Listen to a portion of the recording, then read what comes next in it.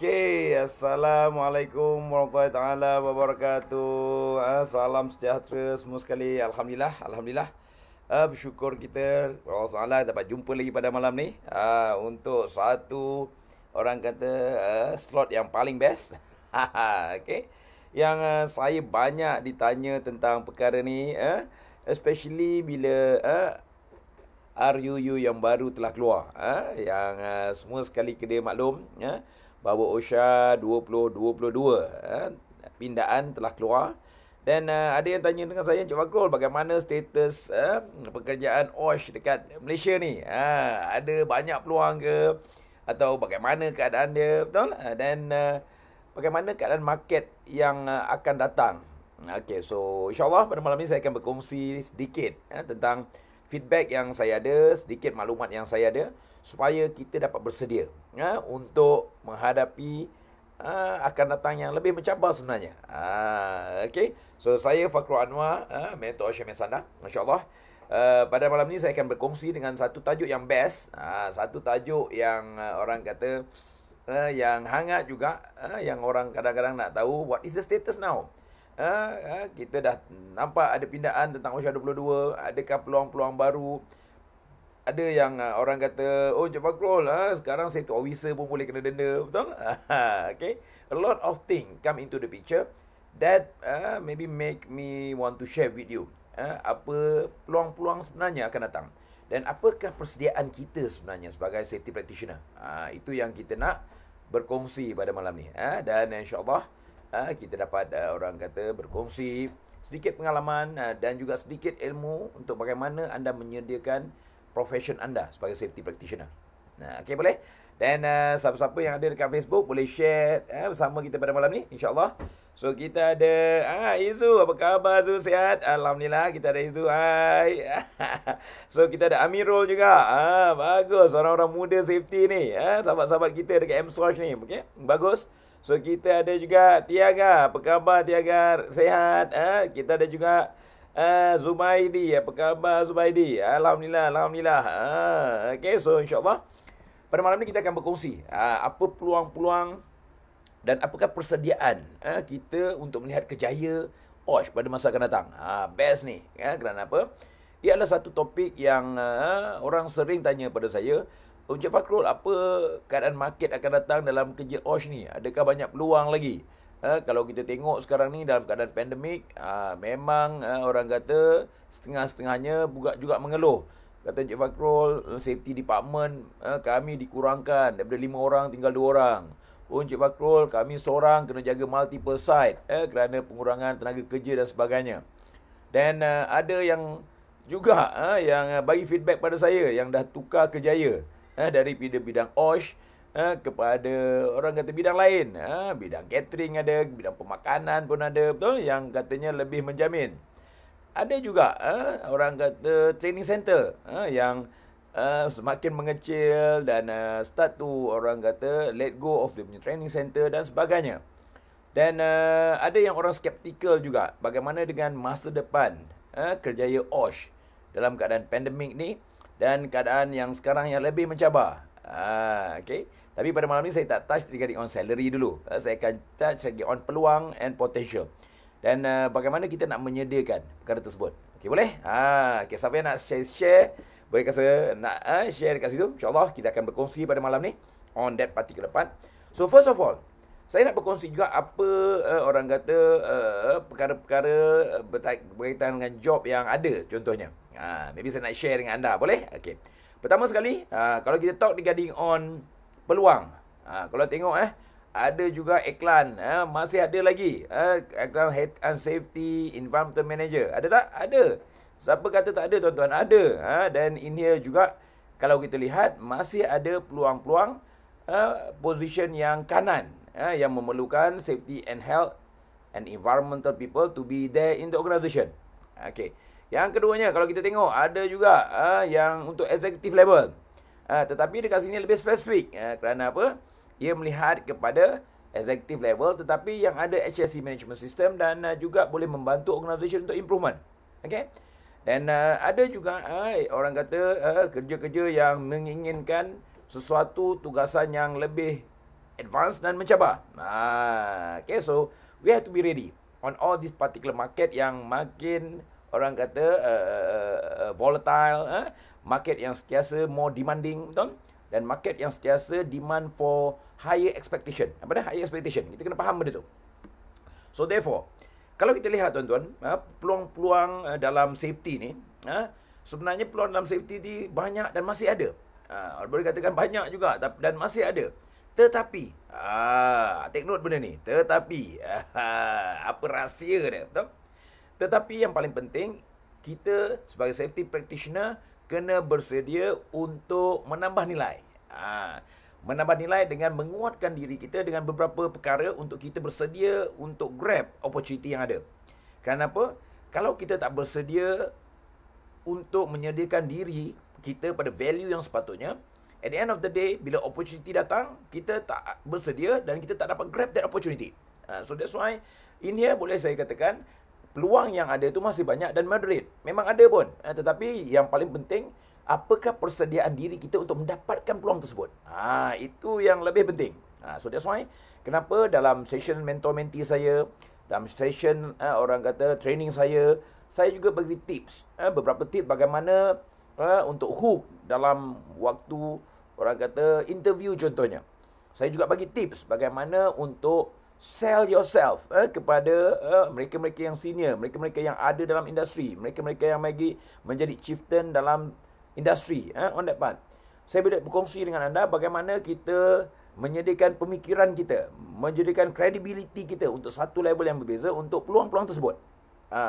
So macam mana saya bagi tahu, yang saya share sebentar tadi, peluang-peluang yang ada akan sentiasa ada. Akan sentiasa ada. Kerana apa? Maybe ada orang yang pencen, adanya keperluan baru, adanya bisnes baru yang berkembang, kemungkinan wujudnya peluang-peluang orang kata industri baru yang akan timbul. Tetapi isu dia bukan pekerjaan. Okay, so take note dekat sini. Isu dia bukan pekerjaan. Isu dia adalah bagaimana anda menyediakan diri untuk pekerjaan tu. Sama ada anda bersedia untuk grab that opportunity, ataupun kemungkinan anda miss the opportunity kerana anda gagal untuk menyediakan diri. So therefore, pada malam ni, saya nak share satu perkara yang amat penting. Apa perkara yang safety practitioner kena bersedia untuk mengisi sesuatu kekosongan pekerjaan tu? Dan apa nilai yang perlu ada pada seorang safety practitioner daripada sekarang dan akan datang?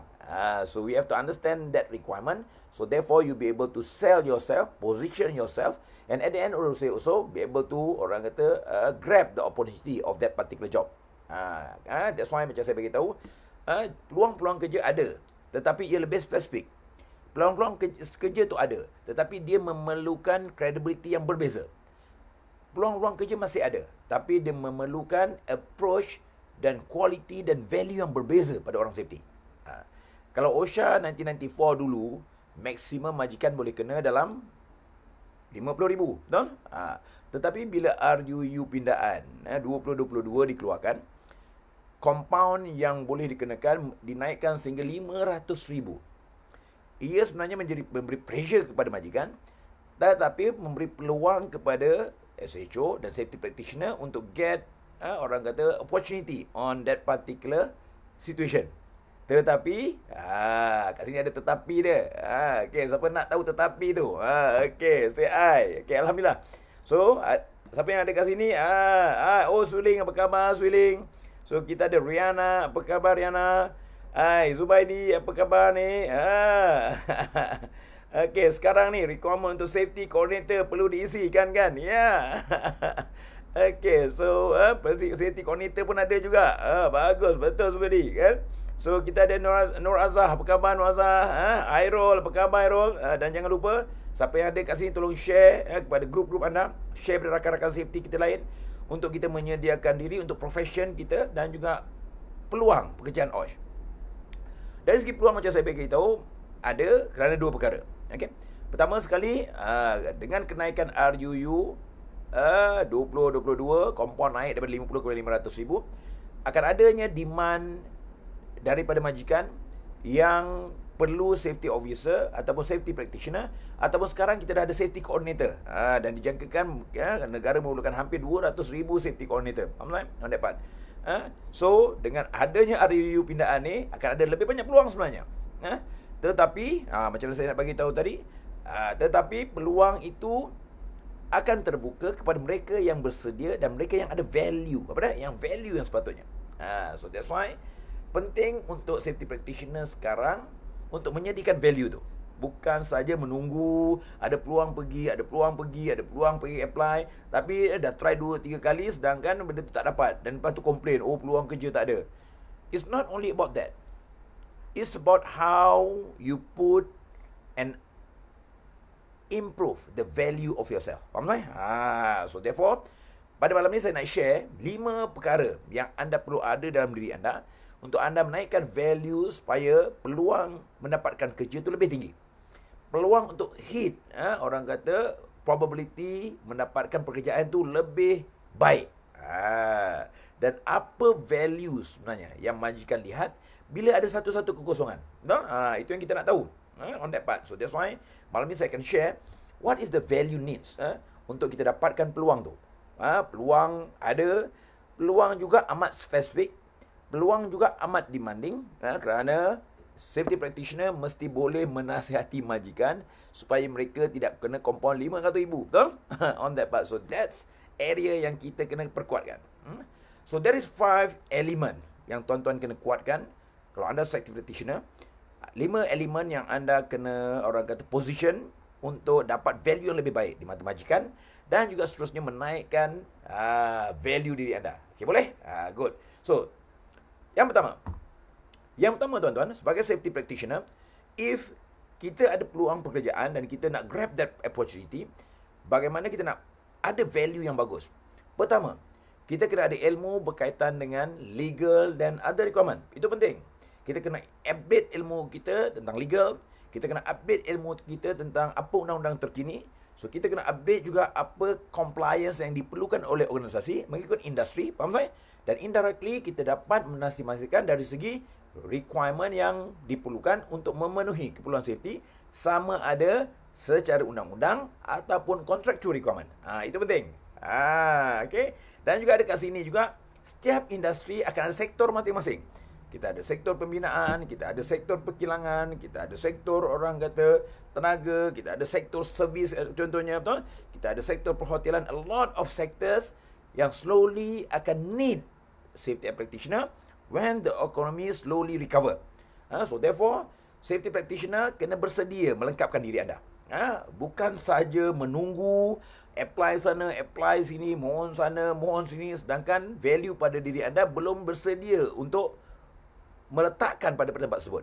Okay? So pertama, anda kena sediakan diri anda dengan ilmu berkaitan legal and other requirement, especially berkaitan dengan sektor-sektor industri yang anda rasa anda boleh menyumbang. Itu penting.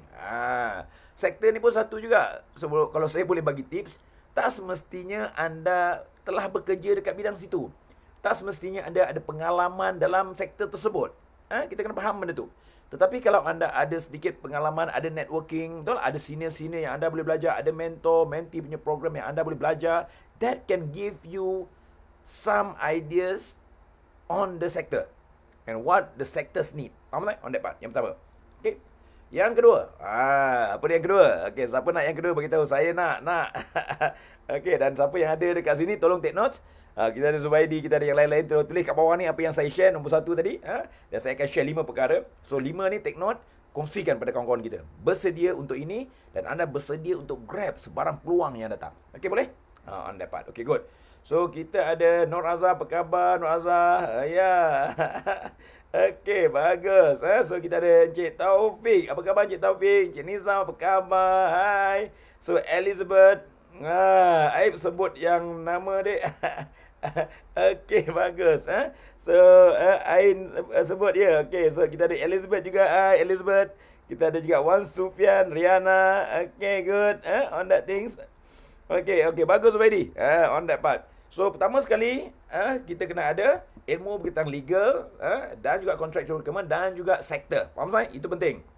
Sama ada anda belajar secara formal, informal ataupun dapat daripada senior, ataupun maybe belajar secara informal lalu mentor-menti dan sebagainya. Dan selalu saya galakkan juga untuk kita bernetworking. Bernetworking dengan orang yang lebih senior, bernetworking dengan orang yang dah ada pengalaman. Betul? Kadang-kadang bila dengan orang yang pengalaman ni, kita dapat memahami sesuatu perkara secara indirect. On that part. So, pelajari benda tu. Kedua, job opportunity akan ada, pintu peluang pekerjaan akan ada sekiranya ada ilmu komunikasi. So, penting untuk anda pelajari. Penting untuk anda menguasai ilmu komunikasi. Dan kita kena faham, antara berkata-kata ataupun talking dengan komunikasi, dua perkara yang berbeza. So, that's why, yang keduanya, untuk anda bersedia untuk mendapatkan tempat dalam profession OSH, peluang-peluang pekerjaan yang ada, keduanya anda kena menguasai dan pelajari ilmu komunikasi. Penting. Kenapa? Bila anda berkomunikasi dengan baik, bila anda dapat menyampaikan maklumat dengan baik, dan yang paling best, sekiranya anda dapat menyampaikan maklumat dengan impact. Dengan apa? Dengan impact, peluang anda untuk mendapat position yang lebih baik dan grab opportunity dalam bidang OSH lebih tinggi. That's why hit rate anda pada setiap interview, hit rate anda pada setiap CV, resume yang dihantar akan lebih tinggi. Dan bila dapat peluang interview, that is where you hook that particular interviewer. Faham tak? On that part. So, yang kedua, untuk menyediakan anda untuk dapat peluang pekerjaan yang lebih tinggi, nilai diri kita dari segi apa? Komunikasi. Yang kedua apa? Komunikasi. Okey, bagus. So, next. Yang ketiga, apa yang kita perlu ada untuk orang kata memastikan kita boleh positionkan diri kita untuk mendapat lebih peluang dalam pekerjaan dan sektor pekerjaan OSH. Yang keduanya, yang ketiga, yang ketiga, okay, take note siapa yang ada kat sini, take note, okay, dan kongsi, jangan lupa share. Yang ketiga, sebagai seorang safety practitioner atau mereka yang bakal ataupun yang dah dalam safety practitioner ni, ilmu yang ketiga yang anda kuasai, yang penting untuk anda menyediakan diri untuk peluang pekerjaan yang akan datang adalah berkaitan dengan OSHMS. Ataupun secara spesifiknya, ilmu berkaitan dengan ISO 45001. Dan orang tanya saya, Encik Fakrul, saya tak tahulah tentang 45,000. Encik Fakrul, saya maybe dah belajar lah tapi tak ingat lah. Ataupun penting sangat ke benda tu. So for your information, in the future, organisation have to establish safe system of work. Mandatory supaya mereka tidak dikompon 500,000. Dan ini peluang safety practitioner untuk menasihati majikan yang boleh mempunyai value, yang boleh mengelakkan mereka daripada dikompon 500,000, betul? Dan the best reference untuk safe system of work on managing OSH adalah ISO 45001. So that's why saya selalu tekankan dekat mana-mana sesi saya, tolong tolong khatam, pelajari ISO 45000 OSH Management System sebagai term of reference untuk anda menasihati majikan bagi memastikan mereka comply dengan legal dan juga safety and health requirement. Itu penting. So that's why kuasai OSH Management System, pelajari OSH Management System, dan kalau boleh khatam the ISO 45000 daripada documentation, daripada awareness, documentation, implementation, internal audit, dan juga siapa yang berpeluang go until level of lead auditor. Faham tak? So that is very important and that is very niche for you to have that. Okay, itu penting, betul? Kerana apa? Jangan cakap tentang peluang kerja kalau anda masih kurang value tentang perkara ni. Dan ini saya selalu tekankan. For those yang dalam mentor-menti saya selalu tekankan, please conquer and make sure you get all this particular information to position yourself dalam mana-mana ruang pekerjaan yang akan ada. So ada yang akan tanya juga, ada juga yang bagi tahu, Encik Fakrul, kalau dengan diploma yang saya ada ni cukup atau tidak? Encik Fakrul, maybe saya dah ada master dekat OSH ni, cukup atau tidak? Paper qualification penting. Saya tak kata paper qualification tak penting. Paper qualification penting. Tetapi adalah yang lebih penting sekiranya anda ada skill dan soft skill yang support that particular knowledge. On that part. Faham? So that's why yang pertama tadi we are talking about legal requirement. Yang kedua, kita tak boleh gunakan ilmu dengan komunikasi, penting. Kenapa? Kalau anda tak boleh komunikasi dengan baik, anda kena bully nanti. Betul? Anda kena bully dengan operation manager, anda kena bully maybe dengan finance manager, anda kena bully juga dengan HR manager, betul? So that's why kena belajar komunikasi supaya anda dapat berkomunikasi dan menyampaikan maklumat dengan lebih baik. Ketiga, anda kena pelajari ISO 45000, OSH Management System untuk manage safety dalam organisation. Untuk pastikan anda boleh advise majikan based on the standard ISO punya requirement. So itu penting. Pelajari untuk anda positionkan diri anda untuk dapat grab opportunity dalam bidang OSH. Yang keempat. Yang keempat ni pun penting juga. Kerana banyak juga safety officer kata, oh Encik Fakrul, saya seorang aja, tapi saya kena jaga safety committee. Oh Encik Fakrul, saya seorang je, saya kena jaga multiple site. Oh Encik Fakrul, saya seorang je, kena jaga 800, 2000, 3000 orang pekerja. So therefore, when you are involved on managing people, you have to have number 4 and you have to learn leadership. Apa dah? Number 4 apa? Leadership. So learn and get the values on how to become a good leader. Itu penting. Kerana apa? Bila ada peluang dalam bidang OSH, mereka juga nak melihat adakah anda boleh lead the safety dalam organisation. Adakah anda boleh lead the organisation punya safety and health. So that is very important dan kita kena positionkan diri kita. So yang keempat, you have to learn leadership. Apa? Learn leadership. Penting? Penting. On that part. So therefore, bila peluang ada, anda bersedia untuk grab dengan value tu. Boleh? Dan yang kelima. Okay. Yang kelima yang amat penting, yang merupakan senjata terkini dalam bidang OSH. Senjata yang terkini untuk melakukan perubahan. Senjata yang terkini untuk kita develop the culture of OSH dalam organisation. Dan itu juga menjadi sumber inspirasi management untuk developing the culture atau budaya keselamatan dalam organisation. So, anda mesti dalam position mempunyai ilmu ke arah itu. So, therefore, yang kelima. Okay. So, yang kelima, penting untuk kita ada ilmu berkaitan psikologi. Apa yang kelima? Psikologi. Dengan psikologi, kita empower people. Dengan psikologi, kita motivate people. Dengan psikologi, kita gunakan kuasa kata-kata untuk drive them. Dan dengan psikologi, kita gunakan orang kata kata-kata dan juga drive. Menggunakan psikologi mereka untuk membantu perubahan dalam organisation. Because why? Dan saya macam selalu saya highlight. It's not our job to save others. Apa dah? It's not our job to save others. Because bukan kerja kita macam bomba. Bukan kerja kita macam polis. Bukan kerja kita orang kata macam GPA 3. Faham kan? So ingat benda ni. It's not our job to save others. But to influence others to save themselves. Apa dah? Saya ulang kat sini. Siapa yang dapat boleh tulis kat bawah tu. Okay, dan tampal benda ni besar-besar dan ingatkan.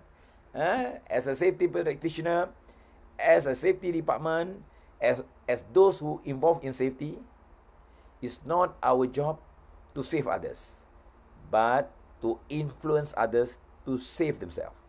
Atau dalam bahasa Malaysianya, bukan kerja kita untuk menyelamatkan manusia, tetapi membantu mereka untuk menyedari mereka perlu menyelamatkan diri mereka sendiri. Itu yang tugas kita yang paling berat. That's why we have to understand. Dan kita kena menyediakan diri kita untuk fit that particular profession. Walaupun apa kekosongan yang keluar, walaupun apa position yang keluar, walau apa pun orang kata designation dan keinginan majikan yang keluar, sekiranya anda tidak bersedia, you will not be able to fit on that particular situation. Peluang sentiasa ada, peluang akan sentiasa meningkat, peluang akan sentiasa grow by the demand of the industry and by the push of the legal other requirement. Tetapi soalan dia, adakah anda bersedia dan mempunyai nilai yang majikan sanggup bayar? Anda ada nilai yang majikan sanggup ambil, dan anda ada nilai yang majikan sanggup invest demi menyelamatkan mereka daripada di compound lebih daripada RM500,000. Itu yang kita kena fikirkan. Okay? So, terima kasih kepada mereka yang ada pada malam ni. Alhamdulillah. Dan, okay, kita ada siapa? Kita ada Hairul. Kita ada Justin. Okay, kita ada Zubaidi. Thank you, Bumat. Kita ada Azyuddin. Okay, thank you very much. So, jangan lupa share this particular part. 5 perkara yang anda kena sediakan. Berapa perkara? 5 perkara yang anda kena sediakan untuk anda pastikan anda bersedia untuk mengisi profession tersebut. Profession sentiasa ada. Saya tak kata profession makin tak ada. Profession dan peluang masih ada. Dan saya tak terperanjat. Sama ada profession tu akan makin meningkat dan akan more demanding. Dengan adanya RUU yang baru, dengan adanya keperluan orang kata yang mendesak tentang kawalan tentang COVID contohnya, betul? Kerana adanya orang kata ekonomi yang insya-Allah slowly akan recover, so the demand akan go up slowly. Tetapi macam mana saya bagi tahu, the profession akan more demanding. The profession akan more specific. The profession need person yang ada credibility, yang bersedia untuk menasihati majikan se-value RM500,000. Itu anda kena ingat. Itu yang kadang-kadang saya sendiri sebagai salah seorang safety professional, mereka yang saya sebagai orang yang dah lama dalam bidang safety ni kadang-kadang risau. Risau kerana apa? Risau kerana adakah safety practitioner kita bersedia untuk menasihati majikan? Adakah safety practitioner kita mempunyai ilmu dan kebolehan untuk menasihati majikan? Adakah safety practitioner kita, orang kata, mempunyai kekuatan untuk menasihati majikan? Ya, anda ada sedikit ilmu. Ya, anda ada maybe ilmu tentang safety. Tapi sekiranya benda itu tidak dilengkapkan dengan sesuatu yang lebih baik, ditakuti anda sendiri akan, orang kata, tidak memberi kekuatan pada anda. Okay, so that's why penting untuk anda menyediakan 5 perkara. Berapa perkara? 5 perkara. So that's why share dengan kawan-kawan 5 perkara ni, betul? So make sure you get all these particular 5. Yang pertama, you kena ada berkaitan dengan legal and other requirement. Please update yourself with the legal, with update yourself with the sector punya requirement. Kedua, you kena make sure that you have the communication. Learn communication. Strengthen yourself with the communication. Learn how to communicate with impact. Itu penting. Kita bukan setakat nak bercakap, talking, tapi tak ada impact. Kita nak berkomunikasi. Anda boleh berkomunikasi dengan operation director, operation manager. Anda boleh berkomunikasi dengan HR manager. Anda boleh berkomunikasi dengan finance manager. Anda boleh komunikasi juga dengan CEO, CFO, betul? Dengan presiden sekalipun, betul? Tanpa mengira umur anda, tanpa mengira berapa lama anda dalam safety, tapi anda boleh berkomunikasi dengan baik. So, learn communication. Betul? Yang ketiga, anda kena kuasai management system, iaitu ISO 45000. Penting. Kerana itu adalah platform atau term of reference untuk anda bina safe system of work. Yang keempat, okay, sebagai safety practitioner, sediakan diri anda untuk industri. Dengan apa? Pelajari leadership. How to lead your safety committee. How to lead your emergency response team. How to lead your first aider. How to lead your organisation in whole on safety and health. Okay, betul. So, learn leadership. Dan yang terakhir, kita ulang sekali, yang kelima, yang paling penting adalah knowledge dan ilmu berkaitan dengan psikologi. Di mana tugas anda untuk empower people. Tugas anda untuk motivate people. Tugas anda untuk bakar mereka. Tugas anda untuk influence mereka. Dan macam mana saya beritahu, it's not by job to save others, but it is to influence others to save themselves. Okay?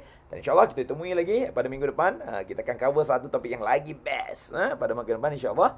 Dan siapa-siapa yang ada soalan, ada perkara-perkara yang tuan-tuan nak saya share, maybe nak saya kongsikan, you boleh tulis dekat bawah ni, dekat dalam Facebook ni, supaya saya boleh berkongsi pada sesi yang akan datang untuk bagi you clarity dan share with you what is the next level untuk kita bantu diri kita, bantu profession kita, dan seterusnya menaikkan profession kita kepada satu level yang seterusnya. Okay, so insyaAllah jumpa anda minggu depan. So stay safe, stay healthy and stay excellent. Okay, so bye.